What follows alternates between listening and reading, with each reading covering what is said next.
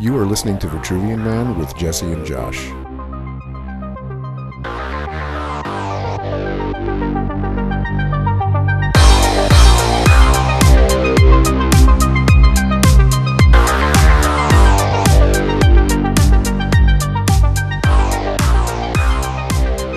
Welcome back to Vitruvian Man, and as usual, I'm joined by Manila Josh.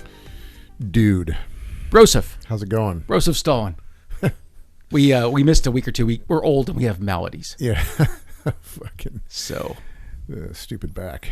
To both of our listeners, we apologize. We'll drop it. We'll drop it next time. We got a packed show for you. It's going to be good. Good. It's going to be horrible. So as usual, I got a couple of random thoughts before we launch into the main topic here. Let's do it. Sam Neill died. Oh yeah, super bummer. Wasn't he in? I was thinking about this. Wasn't he in a giallo? He was definitely in Peaky Blinders. He was in a bunch of movies. I'm trying to think of a giallo. Do you mean a Italian giallo? Yeah, I think possibly. A lot of actors got their start doing that. Yeah, I mean when he was pretty young. Okay. I remember seeing it, and I think it was a giallo, cool. But it was some kind of weird, like understated horror movie. Cool. Yeah, it was. I'd be into it. Tubi has a lot of those, and I've watched a lot of them. Oh yeah, really into it. Shudder has them. Has like a whole fucking list of them. They're incredible. It's dope. Yeah, and it's funny because like sometimes the acting is terrible, but the cinematography and kills are so good. Kills are awesome, and the color saturation. Oh yeah, it's beautiful. Always dope. Yeah, Bay of Blood is not a greatly acted movie, but it has one of the coolest kills I've ever seen. So. Highly recommended some giallo there. But, you know, by all accounts, Sam Neill was a wonderful person. It sounded like he was super cool. Pro-gay marriage.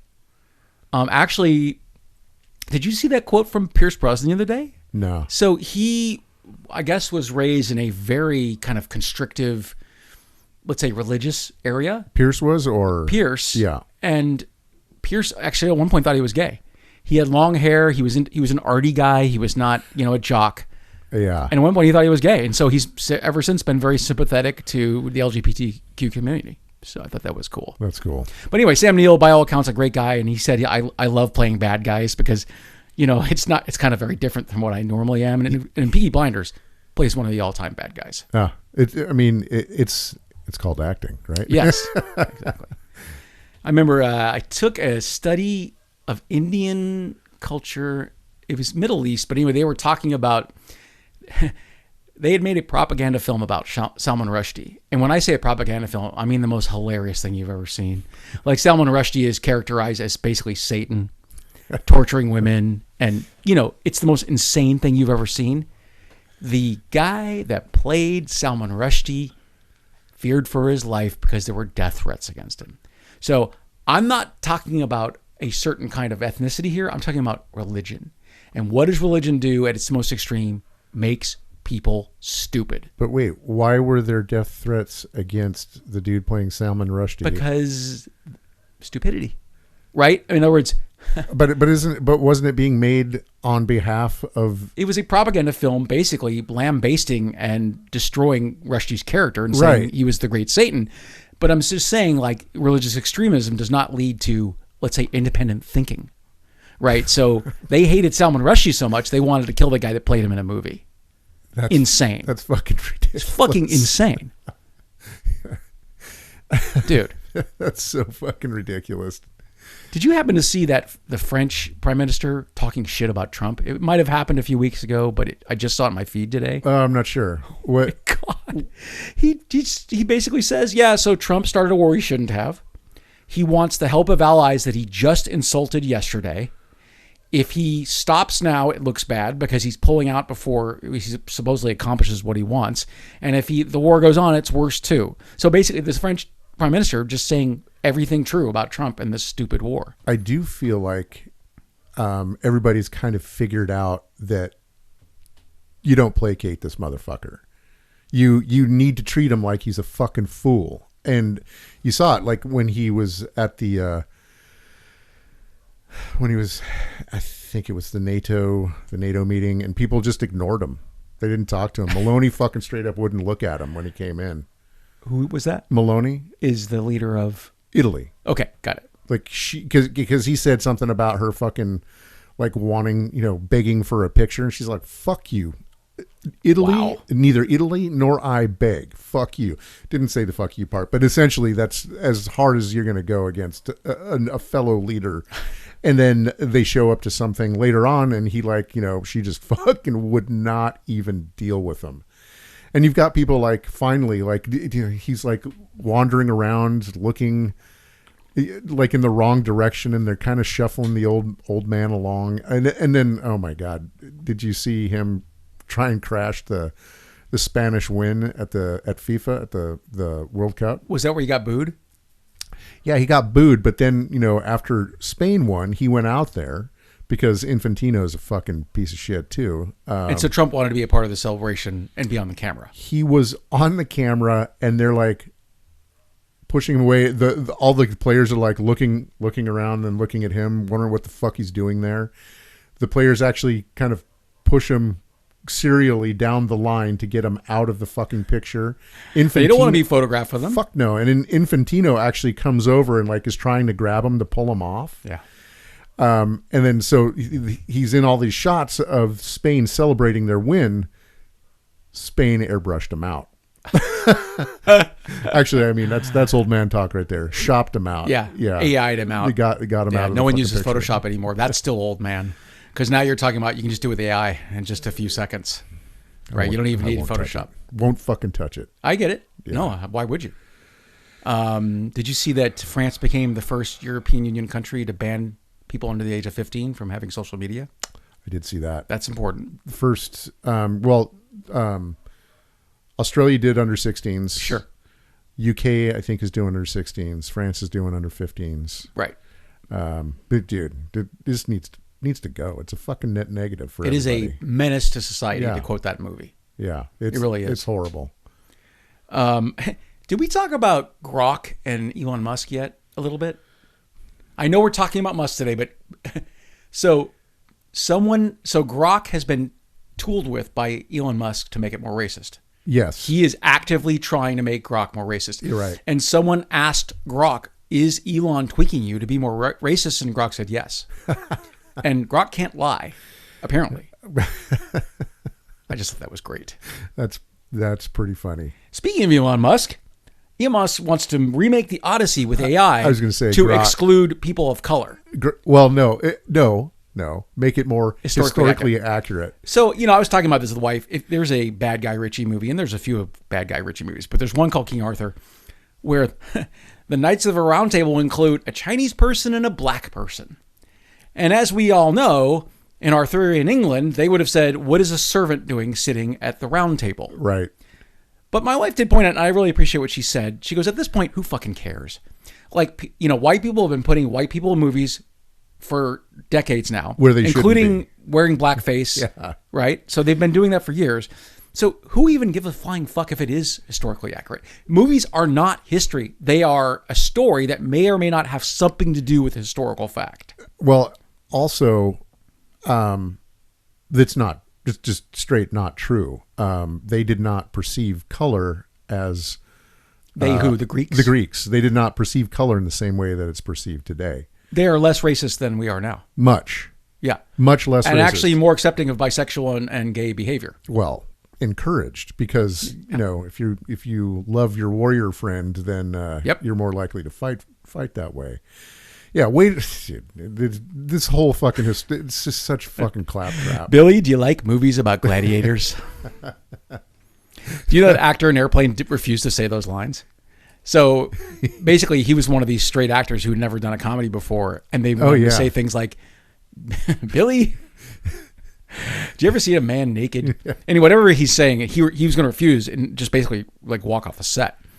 And the Zucker brothers like, look, just trust me. This coming out of your mouth is going to be one of the coolest things ever. Peter Graves? No, I don't remember his name. But anyway, basically, trust me, you are going to slay with this stuff. And he did, of course. Yeah. I'm sorry, I'm all over the place. So Coleman Domingo is an actor. Yeah. And regarding Musk wanting to remake The Odyssey, Coleman Domingo said, I have a message for everybody who's upset about diversity in The Odyssey. If you want to see a film with a cast of all white people who are cursed by the gods, then Millennium movie is currently streaming right now. Nice. Pretty one. good. Yeah. Pretty fucking good. pretty fucking good. This is a random note. I've been saying for years, people should not be dieting and drinking diet drinks and diet sweeteners. It's all bullshit. It is not effective at all. Now they've linked sweeteners to cognitive decline. So I can put it in the show notes, but there's a well-researched, now that science can change, as we know. Yeah. But I've already been really against sweeteners to begin with. The cognitive decline thing, I think, seals the deal, right? I mean, if it's not helping you diet and it's affecting your cognitive ability later in life, what is it doing for you? Nothing. It's destructive is what it is.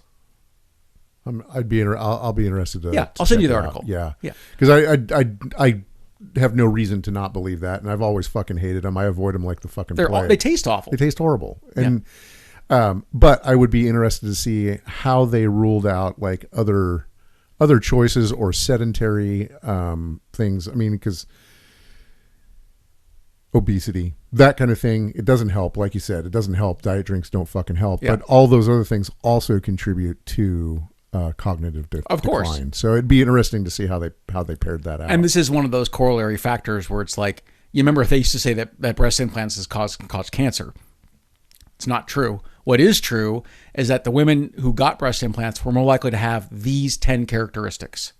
It was like smoker, had an abortion. I'm not judging abortion. Basically, they had these traits, and any of those could have caused cancer. I don't mean abortion caused cancer, but you know what I'm saying. Yeah. There was basically a canard that breast implants were causing cancer just wasn't true. Huh.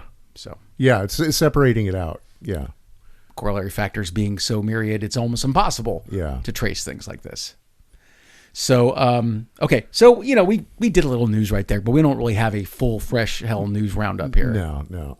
Any notes you had before we want to go into our this motherfucker? No, I think we covered all. I mean, it's so hard to keep up. It's impossible. It's like every day there's some fucking bullshit out there. I mean, just you could do a whole thing on every day. You could do an hour-long program on what fuckery is going on and still not cover it all. I mean, we could do 6 hours a day. How do you cover like just Hegseth alone? Or fucking that whore fucking Carolyn fucking Levitt, dude. Who's Carolyn Levitt? She's the fucking the talkie bitch from the White House. Okay. She's the one. You mean the press secretary? Yeah, she's the one that just fucking lies constantly. Wait, a Trump administration person is lying? I picture her in one of those fucking Juche North Korean newscaster outfits, just lying, just straight, just fucking just lying. Reading lies. Yeah, and being fine with it. Right. Oh, we talked about Hegseth getting grilled in the Senate chambers, I believe it was, and the guy's basically, you said you destroyed Iran's military beyond repair 4 months ago. Is that true or not? Anyway, in 7 minutes, Hegseth refused to tell the truth, which is that he was lying. Yeah. So. Yeah, I know. At any rate, time for another episode of This Motherfucker. This Motherfucker. This Motherfucker. This Motherfucker. This Motherfucker. This Motherfucker. This Motherfucker. This Motherfucker. This Motherfucker. I mentioned Sam Neill passed away. We love Sam Neill. Also, in good news, Lindsey Graham passed away. Bye, asshole. His unqualified sister will take his seat. In fact, she's going to run permanently for it. So she was appointed to take his seat because she's his sister. I don't know what the fuck that has to do with anything. Well, apparently, and I wasn't aware of this. Apparently, if Congress people die in office, a lot of the times they'll have the spouse sit in and take over the position until as a temporary until the next ad hoc election replacement. Yeah. Yes. And since we all know that Lady G wasn't married, that they got the sister. Yeah. I read her wiki page. She's actually been a government worker or something for a long time. She's worked with charities and people with disabilities, and her resume looks better than Lindsey Graham's, who we'll talk about now. So this piece of shit just died. Lindsey Graham, a closeted gay man, by the way. Lady G. I believe we mentioned it last week that Lindsey Graham, a person who transitioned to a female, details explicitly what she did with Lindsey Graham. Right.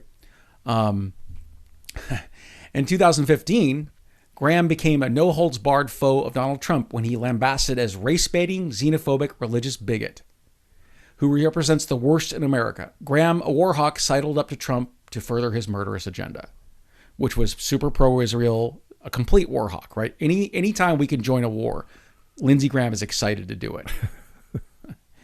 You're going to love this. I have a quote from Michael Fanon. He's an American law enforcement analyst.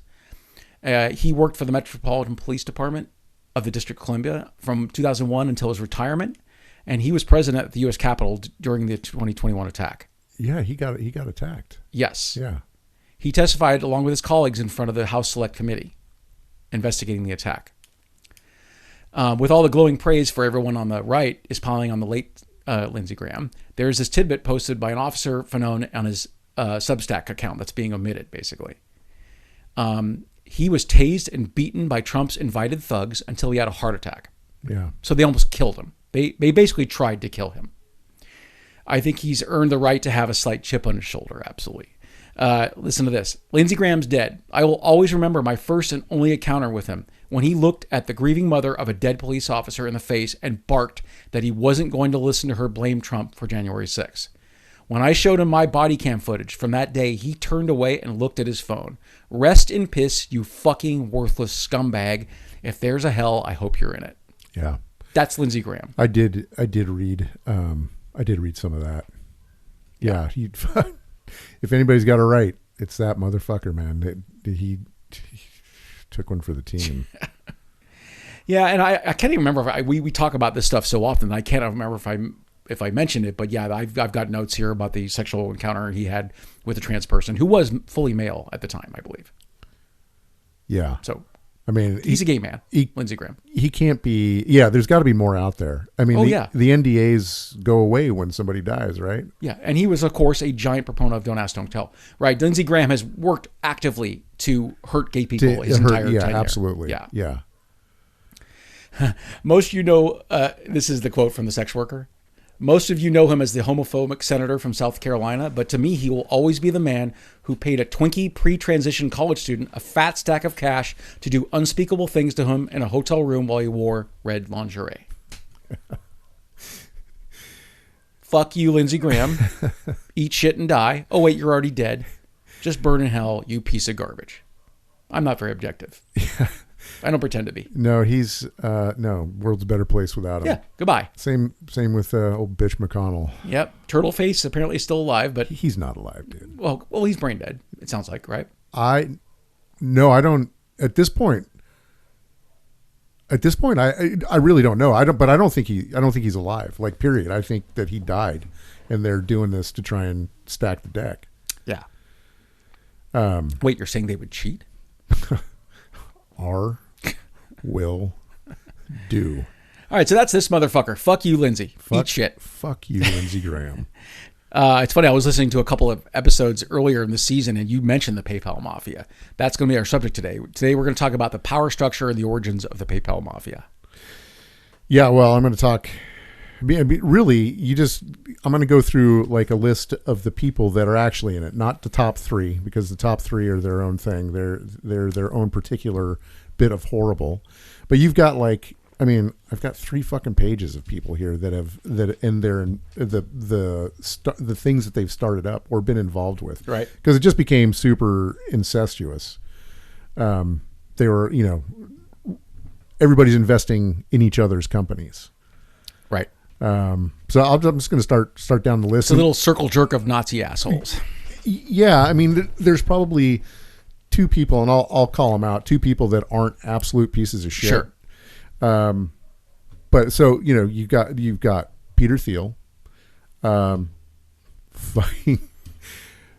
Palantir, Founders Fund, which is the VC company that he started up, that has started all kinds of things. So it's even difficult to find out just how much they've touched. Yeah. Because of all the different VC ventures that they have. Sure. And he fucking was one of the first investors in Facebook. I mean, everything about him is horrible. And we can there might be, like, we just do one episode on each of these guys. Well, we've already done Elon, but do Fuck it you, Josh. on Peter Thiel and David Sachs. So next one is Elon Musk and SpaceX, OpenAI, Neuralink, Tesla, Boring Company. X.com. Well, I'm saying there was an X.com before the Twitter became X.com. Right? well, that was originally X.com was what merged with another company and became PayPal. Okay. Yeah. So, and then you have David Sachs. It started, I don't know how you pronounce it, but Geni.com, Geni.com, which is an Israeli-owned genealogy company. Oh, no. How? Oh, no. I don't know where you want to go with that one. Did he invest in O.J. Simpson's startup company, too? Because he's invested in every evil thing on Earth. Well, he's definitely part of the venture capital, but he did something called Yammer, which it's a shitty social media company. I remember Yammer, yeah. Apparently, it doesn't exist anymore. I think it got folded into Office 365, Okay. so it's some sort of a chat social media company that runs through whatever Microsoft. Yeah. And then he was the AI and crypto czar for Trump in the White House. He also has some really shitty podcasts that I'm sure everybody knows, All In, where he spouts his fucking bullshit. And they got Max Levchin, who started up Affirm, which is a point of sale lender. And also Glow, which is a fertility awareness period tracker app, which I also... Whoa, I'm sorry. Yeah, dude. Fertility awareness, what? And period tracker. So basically, it's a data scraper. For women that are... okay, that's for women who are trying to procreate? Or not. But yeah, it's a period tracker to see kind of, so you can track it and then you can apply it to whether you want to have a kid or not, or, whatever you want to do. But I mean, all these things are just fucking data scrapers. Of course, that's everything is. Yeah. Yeah. Roloff Bota, who is part of Sequoia Capital, one of the biggest VC firms in the Silicon Valley. Steve Chen, who started YouTube. Reid Hoffman, who invested in LinkedIn and Facebook and Aviary, which is apparently an image editor. Reid is probably one of the least evil out of this group of people that I'm going into. Say the name again? Reid Hoffman. Okay. You got Ken Howery, Founders Fund with a VC with Thiel. Uh-huh. Also, he's the Trump ambassador to Sweden, first term, and Denmark, second term. So not one of the shithole countries. Well, he wasn't given Haiti. He wasn't given Haiti, but he was given Denmark, which means, you got to fucking, tell them that you're going to take over the country. Fucking bastards, dude. Chad Hurley, YouTube. Eric M. Jackson. This guy is he's, I think, kind of under the radar, but he's a real piece of shit. He's the CEO of WND Books, WorldNet Daily, which is ultra-right publisher. Uh-huh. All kinds of just fucking Nazi books. CapLinked, which is an investment firm. Which guy is this? This is Eric M. Jackson. Okay. You've got Jawed Karim, who is YouTube. Dave McClure, which is hilarious. 500 Global, which is a VC company. And also independent angel investors, somebody who goes around and gives money to startups and things like that to help them get going. Angel investors, though, that's such a fucking bullshit term because they're just going to... They're going to steal everything. I mean, they're going to make it bad for whoever's. I know this company's innately evil. What name should we give it to make it seem like it isn't? Well, angel investor is just a term used, right? So it's not applied to a company or anything like that. But they're not. They're vultures. All these fucking people are just going into to clear. Vulture, literally the opposite of an angel, right? A vulture's a scary thing that eats dead people. Andrew McCormick is Valar Ventures, another VC firm with Peter Thiel. Luke Nessick, Founders Fund, VC with Thiel.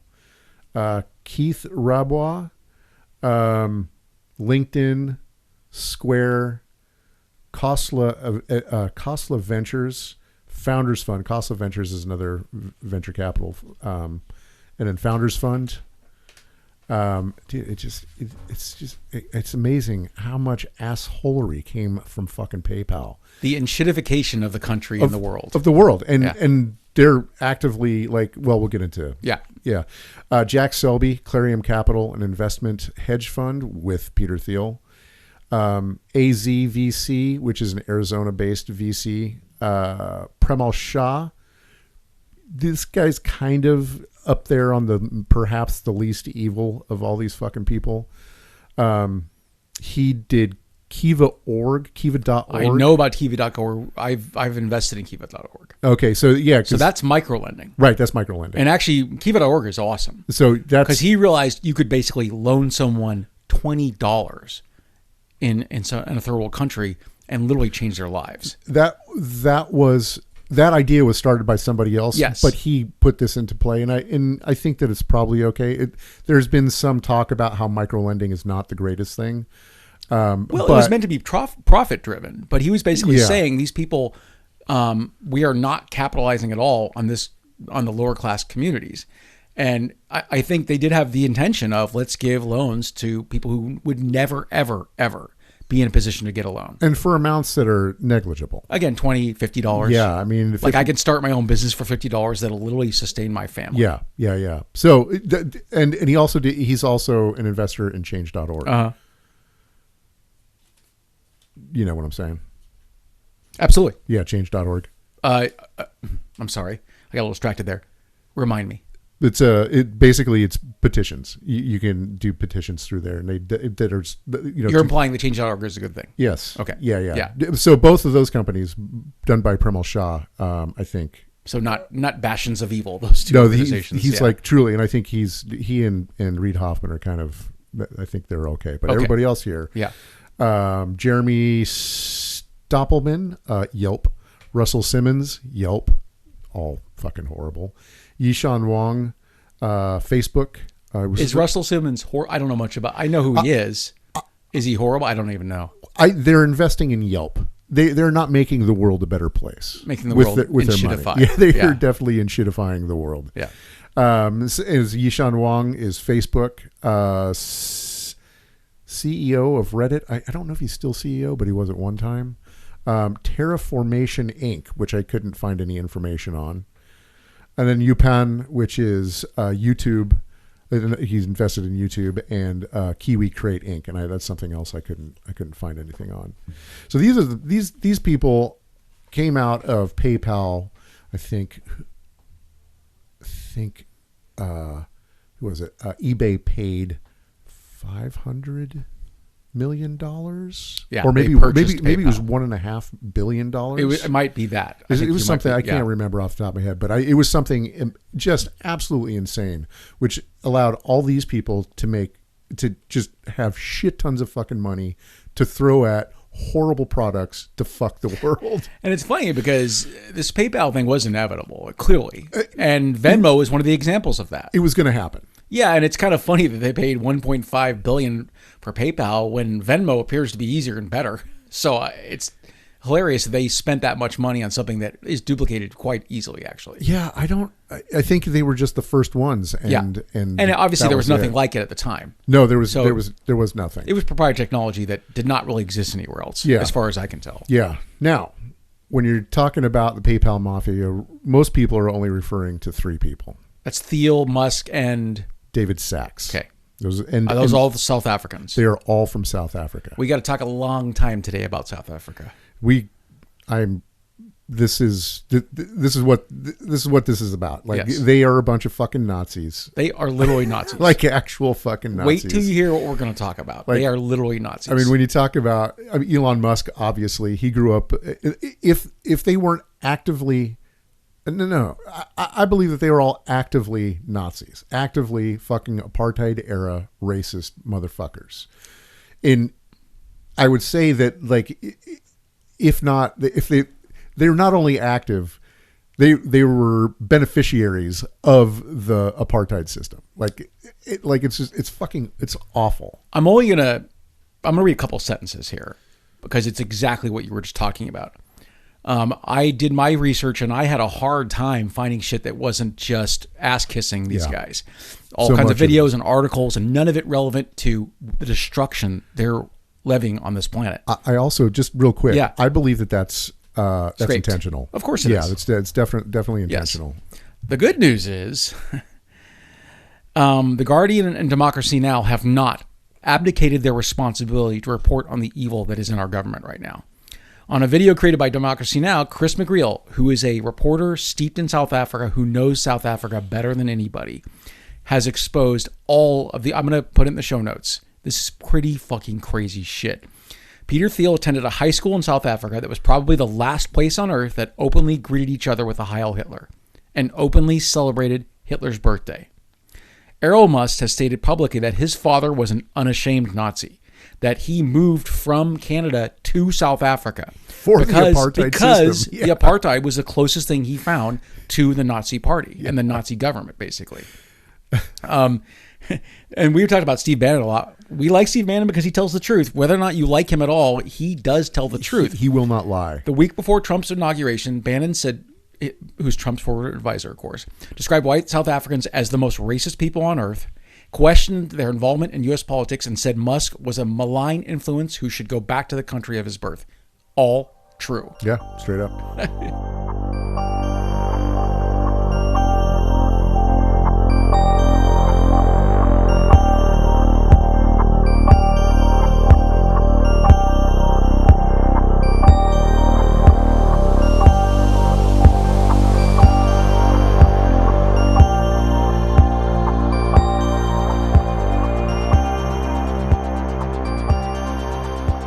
Now listen, this is Philip Van Niekerk. Did you come across him?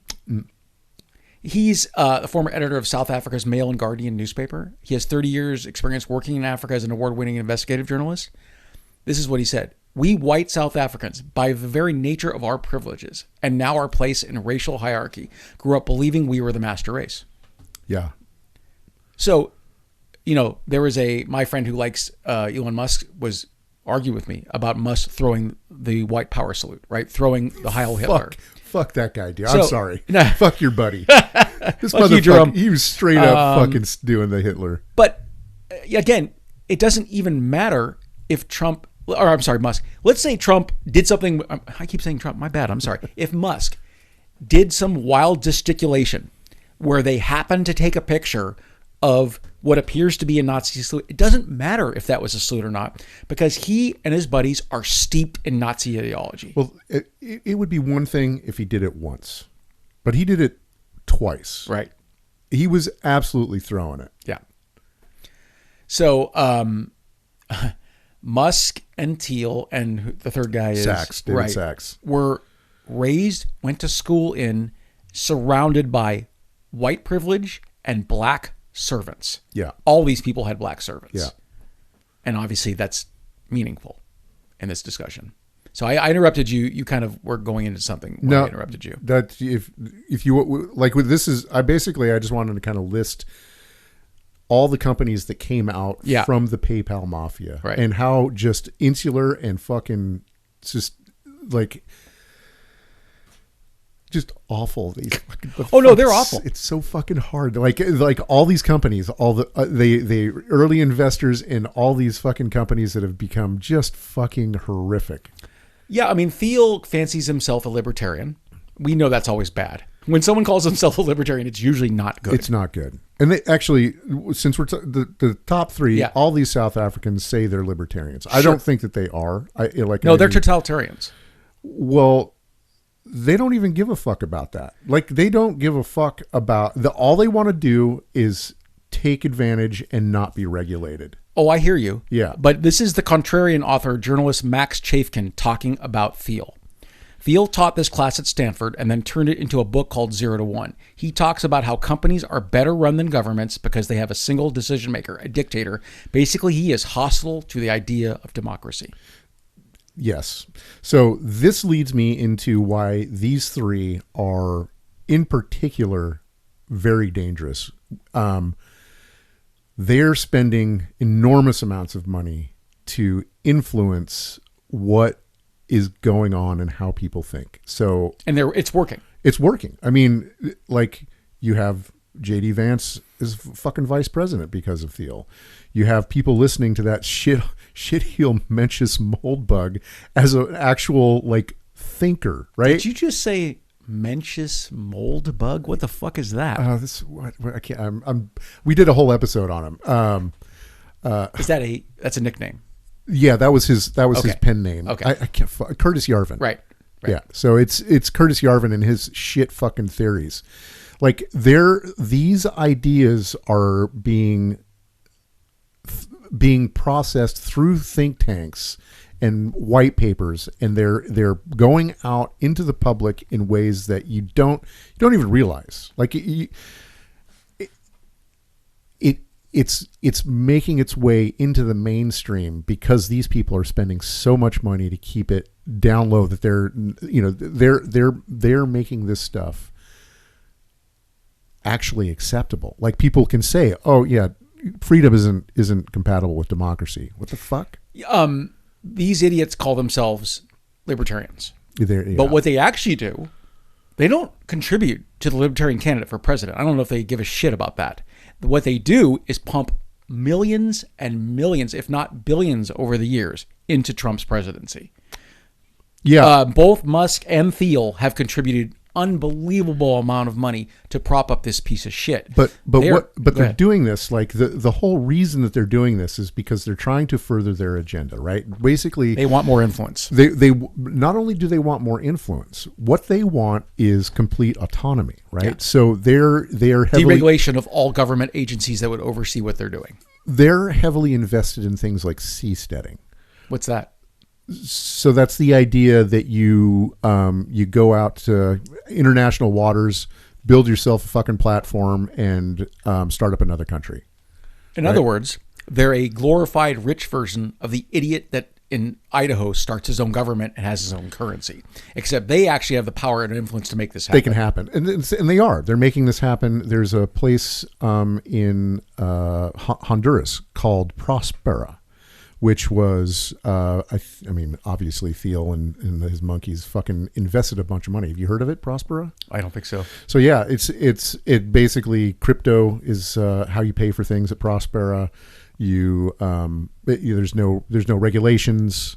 They bought up, I think it started with like 50 some acres, and it's expanded out now. It's pretty big. It's failing because these kinds of ideas always do. It's really poorly thought out, and anything based on Ayn Rand is going to fucking fail because it's ridiculous. It's flawed and does not really take into account human nature. So what they're doing in the United States is they are actually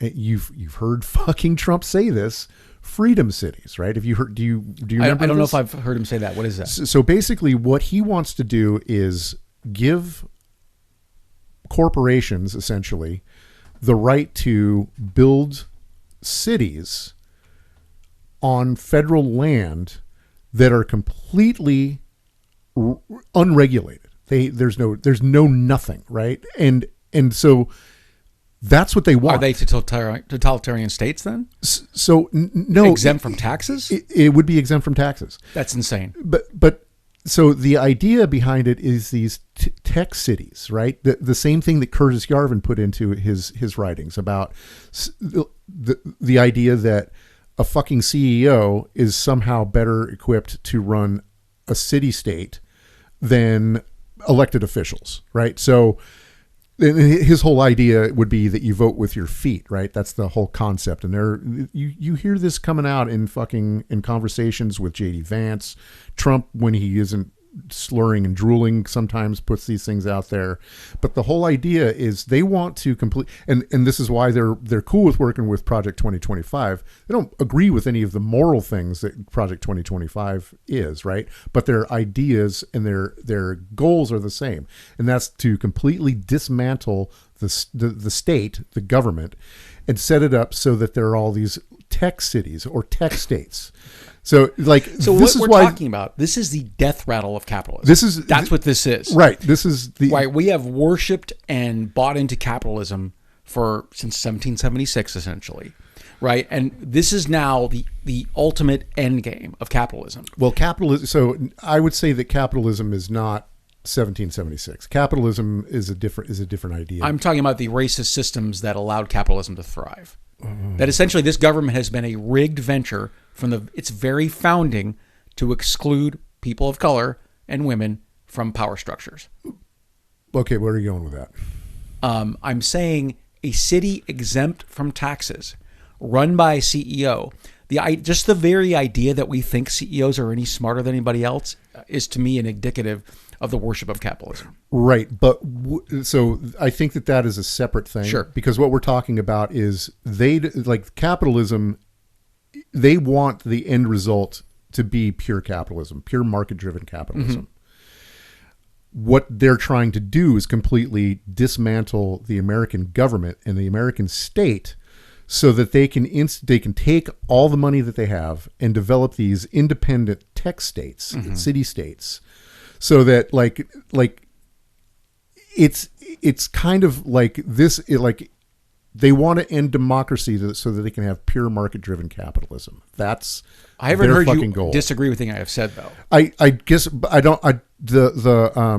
It's not that I disagree with Yeah. it. I'm just not sure how it applies to The founding of the country? Yeah. Okay, well, let me ask you this. Who's invited to these tech states? Well, Are they for the rich or are they for anybody? no. See, the point is not that they have slaves. It's Okay. it's not. Just like we did in 1776.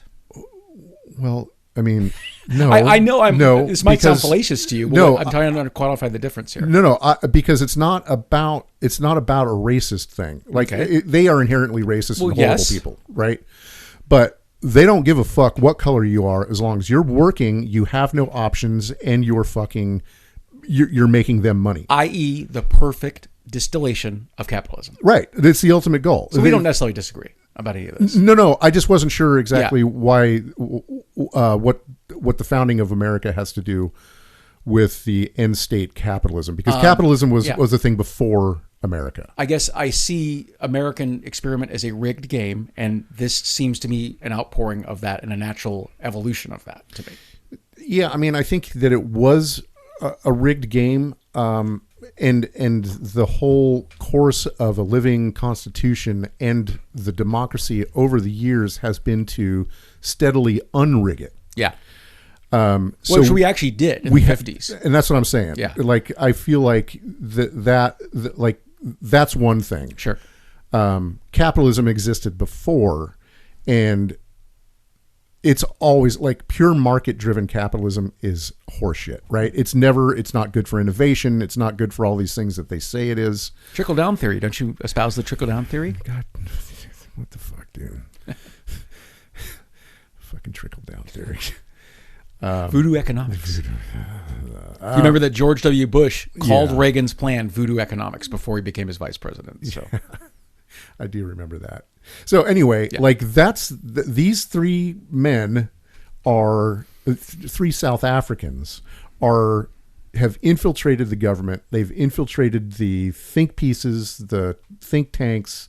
They've had white papers issued without being tied back to them in order to completely dismantle the American democracy. and it's completely working. And it is working. And so all you dick suckers out there who love Musk or who worship this kind of money and power, Yeah. understand that South Africa was so fucking evil that it was dismantled completely. The government was dismantled completely, and essentially there was a whole reckoning with like ownership of what people did, with basically understanding the damage they did to people. And now those people want to do that here, and it's way worse than South Africa, right? We're talking about South Africa as one country. We're talking about the world here. Yeah, and they're also abetting this whole project with pure fucking misinformation and distributing these fucking lies, and also, I mean, keeping people confused. Like, it's just like, I don't know. I don't know how we get out of this. I wish we could dismantle all the social media. That would make me happy. Just fucking, Because that's the major propellant of this nonsense. It is, absolutely. Yeah. It's fucking horrible, and AI is going to make it worse. Yes. Was it New York that just banned AI data centers? They put a 1-year moratorium on them. Is the mayor of New York capable of a bad decision? Dude, that guy is Dude, fucking killing it. he is incredible. He's killing it. And I get like, Mamdani wouldn't fly in fucking Iowa, No, not at all. but where he would fly, they should run. Do you know what I mean? Like, Yeah. I'm In other talking words, like the blue states, the big cities. yeah, and I'm talking like a true like big tent Democratic Party, something Right. where you have people that are DSA, and I have to say, looking at DSA, fucking some of their shit, they are full of fucking shit. What's DSA? Democratic Socialists of America.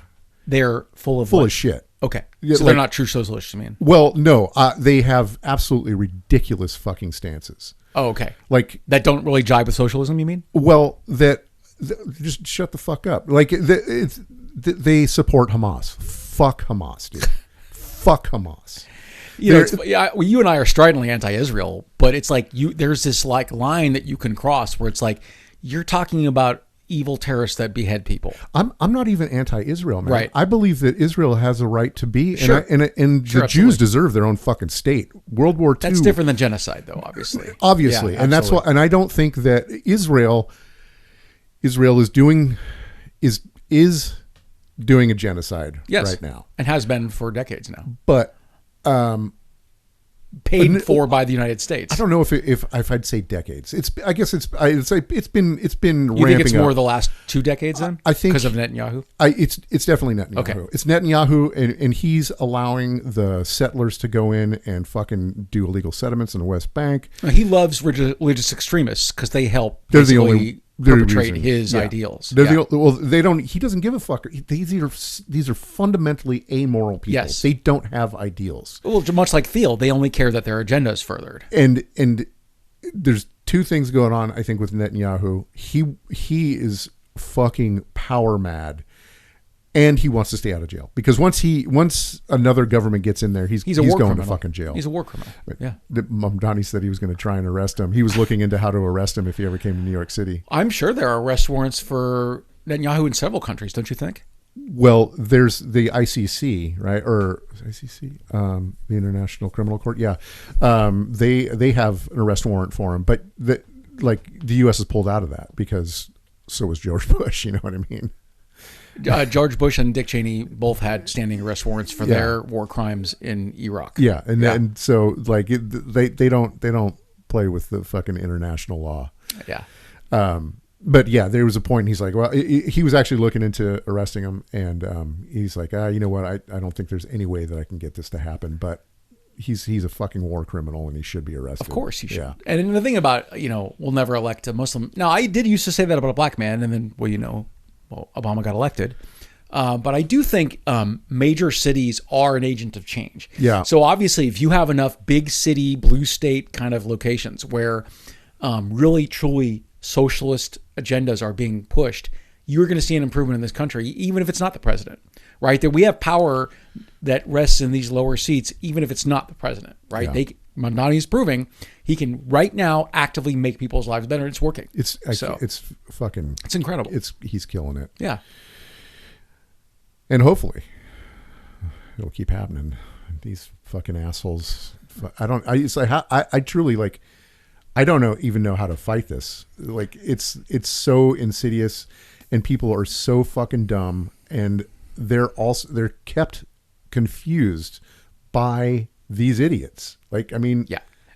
And they have the machines to make that idiocy and confusion work. yeah, they are in control of all the social media. You were saying, how do we affect this? How do we change things? Did you happen to read, there was a meme going around talking about how the Berlin Wall actually fell? Do you know how it actually fell?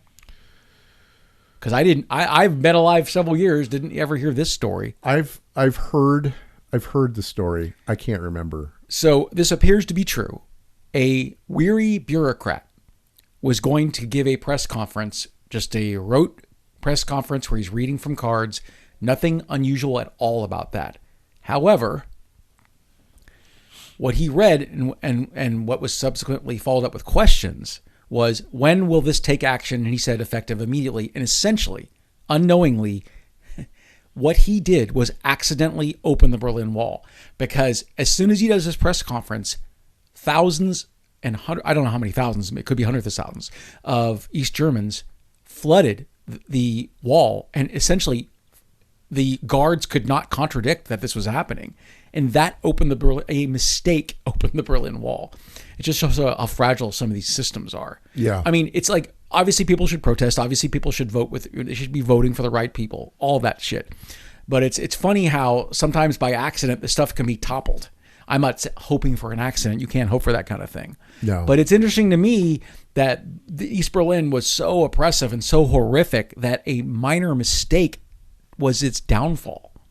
So I guess I don't know how we action on that. But again, pretty interesting though, how fragile some of these systems are. Yeah. I mean, just if they actually get through and start actually being able to do these freedom cities in America, I think that will be the end of it. The end of the democracy experiment. Yeah. Maybe, we talked about the lawsuits against Facebook, and obviously others are to follow. Maybe dismantling social media is the way to start this. That is, because it's the main delivery of misinformation. Yeah, it's the only way to fucking do it. I mean, I would also argue that getting rid of AI completely is also a main thing that needs to happen. I use AI in my job. I have to. They try and make me at mine. I won't do it. It's innately evil, and I think people are gleefully, let's say, embracing AI without really the understanding that you are eliminating the human race. I don't mean the entire human race. Some jobs should go away, right? Awful factories where people died and endured horrific conditions should go away. Right. But that's not even a position that needs to go away. That's an industry that needs to be regulated, right? I mean, the interesting thing is, if you look at art throughout the centuries, right? Art has been devalued. As like, this isn't brain surgery, this isn't curing cancer, it doesn't mean anything. As you and I know, art is a very innate and important experience to the human condition. Yeah, for sure. Right? Art is the catharsis that we use to actually understand the pain that we're feeling. But what's fascinating to me is I remember I had a friend who would argue to me that basically all music should be open source, all films should be open source, and we should be able to basically take and choose what we want. And it's like, so what you're saying, I mean, he was a coder. And I said, so what you're saying is your code that you spent your life working on, that you're going to try to sell, is mine too. And it's like this idea. So I think one of the reasons that people are so easily sold in AI is they think, well, who gives a shit about artists? Artists, don't deserve the kind of money that brain surgeons get anyway. There's this like slippery slope that people don't understand. It's not just art. It's not just music, right? AI music is evil. AI art is evil. But they're not going to stop with art, right? They want everything to be absorbed by AI. I feel like we should stop referring to it as AI because it's not. It's LLM. It's a glorified auto predict. It is a scraper of human data and creativity. But its output is not intelligent. It's regurgitating. It's things. A glorified auto predict, right? It's Yes. not even really regurgitating. But all LLM output is fucking plagiarism. Yes, of course it is. And all input has been stolen. Yeah, and it's we talked about this, restaurants using AI to create their ads, and it's like, Don't do that. Dude. Don't do that. Yeah. No, don't do that. No, because if I taste your food and I'm able to reconstruct it and build a restaurant next door to you, you're fucked. Right? If I'm able to do the same thing that you're doing, it's like there's this giant, like, I don't know if it's entropy, right? But this stuff is all interconnected. Yeah. You know what I mean? And if you cannot, apparently there are artists now using AI for album covers and they're getting destroyed by it. Why? Because for decades, we've been paying photographers and artists to paint album covers or to take great pictures for album covers, right? That was always a human thing. There's a AI music thing that my wife likes. It's Sia with Damian Marley and like another guy. So it is a completely artificial song.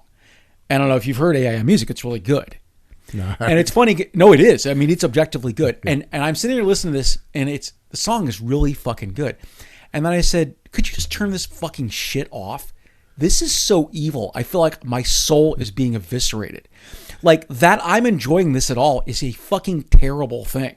Yeah. It's evil. People should be making art, not computers. Yeah. Yeah. And so, yeah, I mean, it really, for us to escape these fucking dickweeds, we need to divest ourselves from this insanity. And again, dude, like I've always liked tech. I've always thought Of it's really course, cool. me too. It's basically a form of science, right? It is Right. It is progression of a society. And I think I believe that we will have AI somehow, but LLMs are not going to get us there. No. And I don't know, like, I mean, these are things that have been trained on the sum of human experience, right? And we somehow expect them to be moral agents.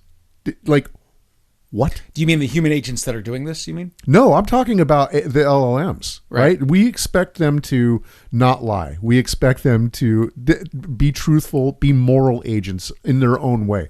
They're trained on humanity. It will never be. It will never be. So yeah, a moral agent. To your point, having done a little research on this, the programmer, there are ethical people kind of studying AI, and right. using AI and trying to understand the possibilities of what could go wrong.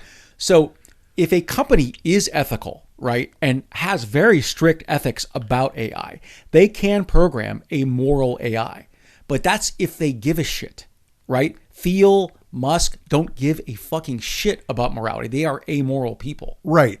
But I also think that LLM output is always going to be fundamentally about itself, because that's what humans do. Self-serving. Right? Yeah. And it's been trained on humans.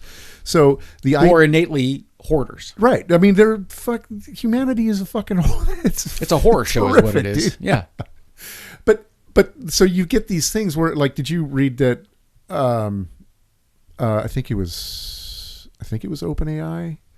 They were testing. This came out, I think, yesterday. They were testing a model, a hopped up model. Yeah. And they gave it a task, and they didn't say how to do it. They didn't, they gave it a task, and it decided that the best way to achieve this task was to jailbreak itself, and it was in a sandbox, so it was isolated.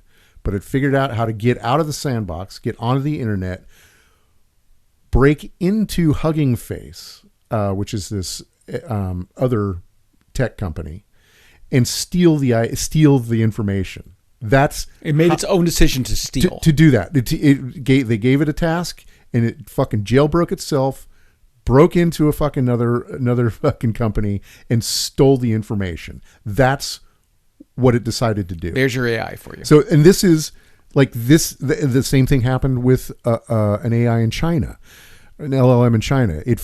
They had it running, isolated, completely isolated. The security people noticed that there was a huge draw of power, and they're like, "What the fuck is this?" So they go look at it, and it turns out that this thing decided that it wanted power, not electricity, but power. It wanted to be in charge. It wanted to feel strong, whatever, because that's what humans do, right? So it wanted this power. So it decided that the best course of action would be to make money. So it started fucking crypto mining. Like, it's a fundamentally immoral thing. And it's because it's just trained on humanity. It's trained by humans. It's trained on humanity. And about humans. And no matter how much you fucking say, like, all these parameters, 1.3 trillion fucking parameters. Who gives a fuck, man? Who gives a fuck? Like, son of a bitch. Don't get Josh started. Fucking, it's all so awful, and it's being completely pushed by these three assholes. I mean, not only them. I like all of PayPal except for maybe two of them. I'll give fucking Reid Hoffman and the other guy. I'll give them a fucking. I'll say okay, fine. Cut him a break. But everybody else in this fucking company that came out of there has invested in some way in the downfall of democracy. Yep, I agree. Fuck these motherfuckers. So every week we pick a topic, and you and I alternate. And it's actually working out pretty good because to keep our listeners, both of them, sane, I'll do an arty thing and you'll do a politics thing. Yeah. It's working out pretty good. We have a break every other week where we just do a deep dive into something. Yeah. So I actually did pick a topic for next week real quick. Are we done? Oh, you tell me. Just curious. We good? That was my research, Okay, basically. all right, yeah. So we're going to take a complete left turn. Many casual jazz fans know about Kind of Blue. That's the seminal album by Miles Davis and his amazing, I guess that would be quartet. So that's Miles Davis, John Coltrane, Bill Evans, Cannonball Adderley, and now I'm forgetting. Oh, Tony Williams is the drummer. Anyway, that's one of the most famous jazz albums ever made. That's 1960. Yeah. And it heralded the idea of modal jazz, which we can talk about next week. But a year before that, Ornette Coleman made an album called The Shape of Jazz to Come, and that's what we're going to talk about next week. It is a beautiful, somber, just emotionally powerful album that is, if Kind of Blue was ahead of his time, this is 10 years ahead of it, basically. Wow. It's called The Shape of Jazz to Come, and it really is. And it's a lovely album, and I hope you like it. The players, of course, are unbelievable, and it's just much less heralded than Kind of Blue, so that's what I wanted to talk about next week. 1959? Yeah, a year before Kind of Blue came out, this album came out. Damn. Ornette Coleman, who got the shit kicked out of him for playing the music that he played on a plastic saxophone. Like, Ornette Coleman was just a pioneer, a true artist, and did like pay physically for some of his beliefs and some of his playing. So Send me a link to yeah, it. Or it's a lovely album. Okay. I think you'll like it. It's. I'm not giving you some avant-garde kind of insane shit Oh, where it's like completely atonal. It's not going to bother you. I would take that. I mean, I do like jazz. The only jazz that I really don't like is anything that has smooth in front of it. See, and that's what's interesting is like, so if you bought a Bill Evans album, right? He's the one that played on Kind of Blue and several great Miles Davis recording. If you bought a Bill Evans album, they would call that piano jazz, and you could play it at a restaurant, and it's harmless. But he is a genius player. Yeah. It is beautiful music. The word smooth jazz is an oxymoron. Jazz has always been, at its best, the pioneer of music, right? Basically way ahead of the curve and not trying to pander to people. Right. Just the idea, hey, want to go see a smooth jazz show? No. Fuck you. Why are you saying that to me? That's like if you had a smooth punk album. In its own way, jazz is very punk. It was absolutely. Yeah. I mean, you could even say that all the way back to like Mozart. Punk as fuck, right? Oh, absolutely. And breaking the rules, pissing people off, talking shit, dying young, yeah, begging irreverent for things that we were supposed to worship, basically. Begging his buddies for money because he was fucking broke as fuck. Yep. Probably couch surfed at some point. I would imagine. And then, yeah, I mean, you work it through. All innovative music was punk rock. 100%. Yeah. Last week I assaulted you with 10 different quotes. I only have one this time. Okay. So I promise we'll be out here in a minute. Again, Cormac McCarthy, probably one of the greatest American authors. Rage is only for what you believe can be fixed. All the rest is grief. Yeah, fuck. I mean, that's... Yeah. It's like... I mean, that applies to what we were talking about. It's like... Are we past rage for fucking the democracy? Or is it over? Is it already a fucking requiem? But I was just talking to a dear friend yesterday, and we were talking about rage. If you see someone being attacked in a public square and have the facility to help them, rage is appropriate there. Yeah, yeah. Right? You need some adrenaline, but ultimately rage is addictive and very destructive for the user. Can be, yeah. Rage, my dad, awful person, didn't talk to him the final 6 years of his life. By the time he died, I didn't feel rage. I just felt sadness. Yeah, and grief. You're done, yeah. And it's like rage to me is a very temporary remedy to any problem, right? If it's going to propel you to help somebody physically, it's perfectly appropriate. Sure. But even then, people who are martial arts experts would tell you, when you feel rage, you take that in, you hold it, and you breathe, and you release it as power, which I really like that idea. Yeah. Both emotionally and physically. Yeah. So, all right. Thank you for coming. Oh, well, you're welcome. Should we toast to bad dads, as we always do? And all the bullshit. See you next week. All right, Holmes. Rock on. You have been listening to Vitruvian Man. If you'd like to get a hold of us, you can either call us at 415-484-8841 or send us an email at vitruvianpod@gmail.com.